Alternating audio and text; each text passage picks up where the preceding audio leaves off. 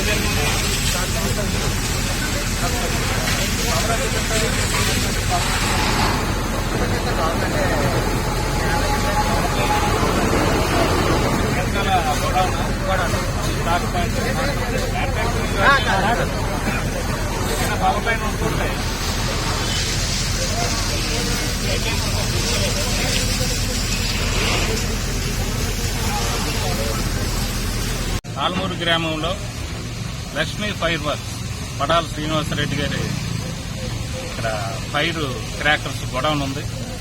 ఈ గొడౌన్ ఆనుకునే ఒక stock point, రేకుల షెడ్తో ఉన్న స్టాక్ పాయింట్ ఉంది. అందులో ఈరోజు ఉదయం క్లోజ్ చేస్తున్న టైంలో, ఉదయం 9:45 టైంలో లోపల ఫైర్ యాక్సిడెంట్ జరిగింది. ఈ ఫైర్ యాక్సిడెంట్లో స్టాక్ పాయింట్లో ఉన్న మెటీరియల్ అంతా కాలిపోయింది అని తెలుస్తుంది. ఆ ఫైర్ యాక్సిడెంట్ ఎలా జరిగింది ఏంటి అనేది ఇన్వెస్టిగేషన్లో ఫైనలైజ్ చేస్తాం. ప్రస్తుతానికైతే ఫైర్ డిపార్ట్మెంట్ వాళ్ళు అయితే వచ్చి ఫైర్ని అయితే కంట్రోల్ చేయడం జరిగింది. ఆ లాస్ ఎంత అనేది వాళ్ళు ఇచ్చిన రిపోర్ట్ని బట్టి దర్యాప్తులో ఉంటుంది.